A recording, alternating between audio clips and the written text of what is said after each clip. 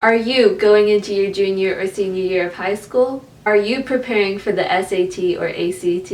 If you said yes to either of those questions, then this video is for you. Hey everybody, what is up? Welcome back to my channel. If you're new to my channel, please make sure to hit that subscribe button for future videos like these and for beauty videos and makeup videos and fashion, lifestyle, DIY videos, all those kinds of videos.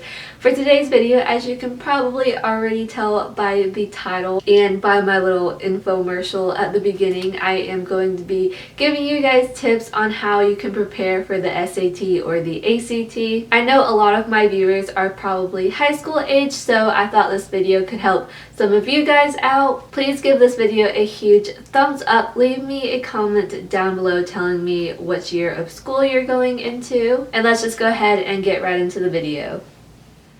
Alright guys, I have my notes here. I took 1.5 pages of notes, so I am prepared for this video. Hey guys, I'm coming at you from a couple of days later because I forgot to say something that I think is probably very important, and that is to start taking the standardized test your junior year, either at the beginning of the year or kind of in the middle of the year. I think I took my first one in December of my junior year, so make sure that you're starting in your junior year because some people wait till senior year, and you really need to start as soon as you can because you want more time to study and try and raise your grade. And then in your senior year, you probably shouldn't take any test after December because some colleges won't take your ACT or SAT scores after a certain point, especially if you're applying for early action. So if you try and take it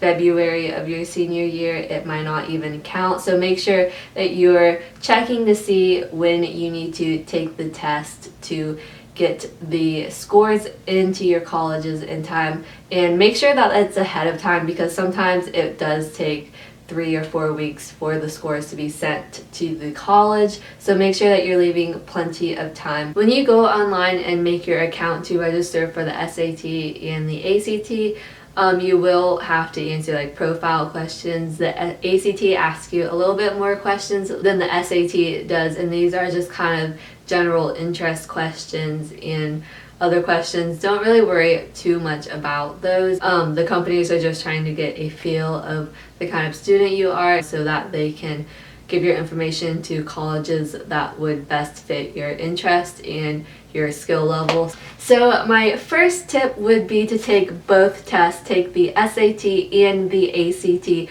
without studying for either of them, just to see which test you do better on. For me, I did better on the ACT. I liked how it was 4 subjects instead of how the SAT was 2. It was actually 3 when I took it because I took the old version before they switched back to the 1600 scale. So definitely take both of them, see which one you do better at, and then pursue that test instead of focusing on doing both of them and getting good grades on both of them, because most colleges nowadays don't really care which standardized test that you take. Of course, if you do come across a college that you're applying to and they prefer the SAT or they prefer the ACT, then I would definitely take the one that they prefer. One thing that I did notice when I was looking at colleges, these weren't colleges, these were colleges that I was looking at for fun, okay? But I was looking at the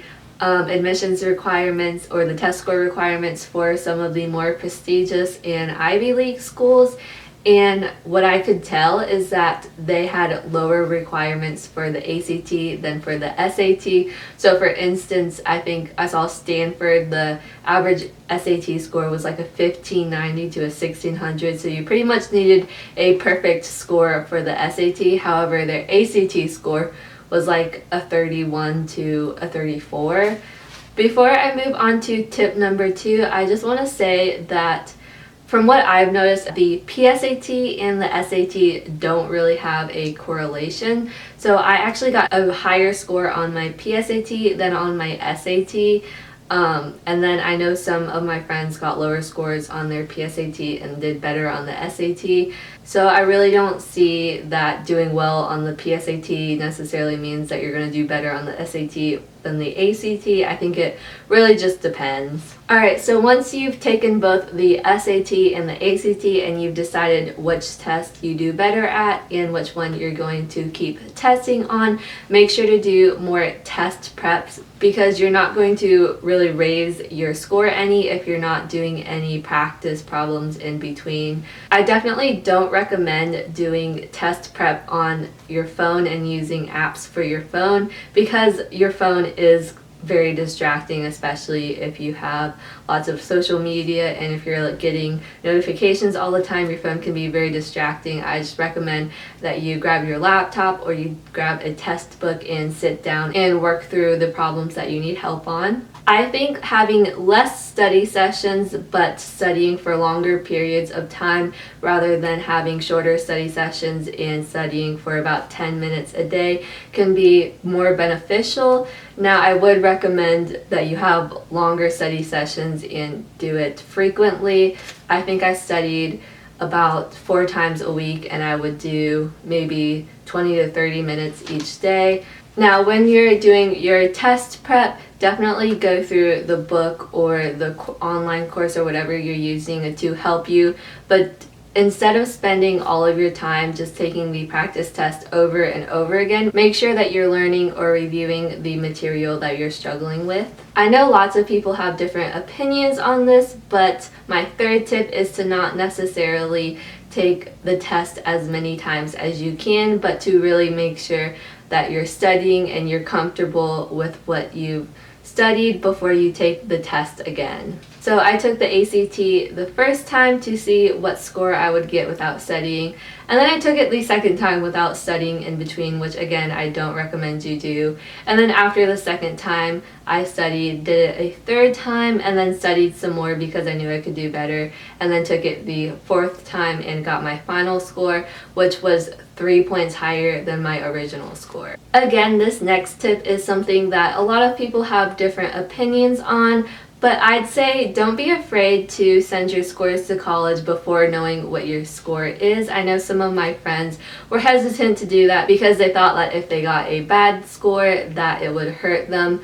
But to be completely honest, this is just my opinion still. I don't know any facts behind this, but there are so many people applying to different colleges that I'm pretty sure that they're not going to have time to look at all of your scores. They're just going to pick the best score because most schools do super score nowadays. But definitely make sure that the schools you're applying for do super score just in case, because you don't want to be stuck in a situation where you send your first score and it turns out to be not your greatest and that's the only one that they will take. And then again, if you are applying to a super competitive like an Ivy League school, then I wouldn't really recommend you send all of your scores without knowing what they are. I don't really know what that admissions process is like, but just to play it safe, I probably wouldn't send all of my scores until I knew what I got. And one of the advantages to sending your scores before you receive them is that when you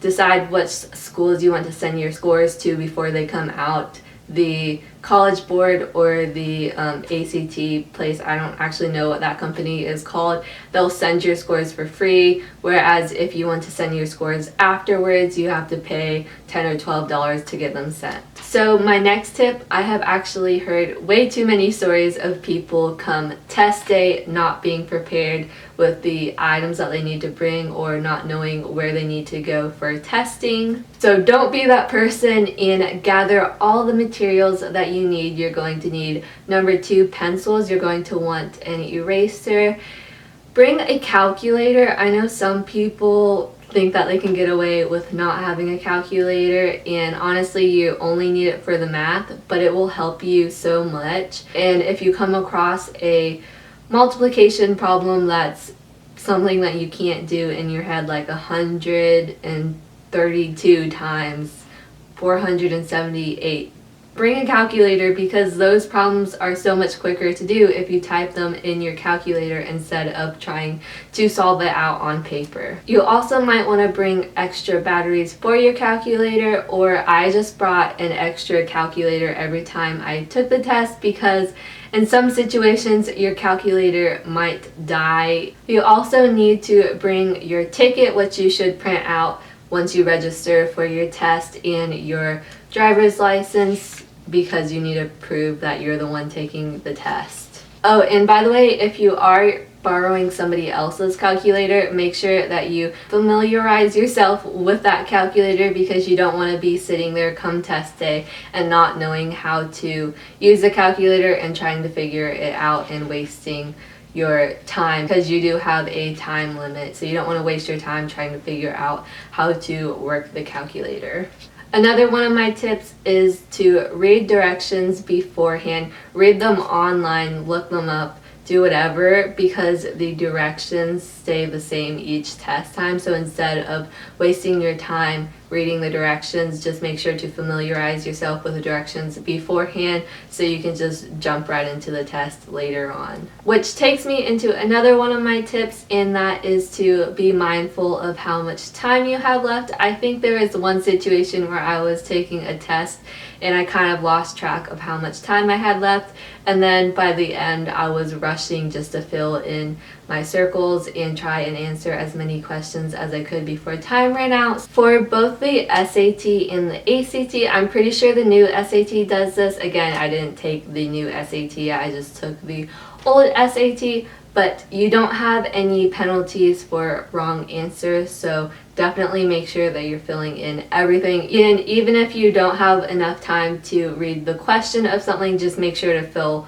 one of the bubbles in, because it can't hurt you. This tip is helpful especially for the math portions of the SAT and ACT, and this is to go through all of the math questions and answer the ones that you know you can answer quickly, and then after that go over the questions that you know how to solve but will take you a little bit longer, and then save the ones that you don't know how to solve for the end and try to figure those out. Now, I was a little bit hesitant the first time that I heard this tip, because I thought I would be spending a lot of time rereading questions if I was reading them and then skipping them, because I didn't know how to solve them right away. But this actually helps so much, because all of the questions are weighted. At least I'm pretty sure for the SAT they are, but I know for the ACT all of the questions are equally weighted, so make sure that you're doing the ones you know how to do first and saving the ones that you don't know how to do, like the harder ones, for later. And I'll try to find online a breakdown of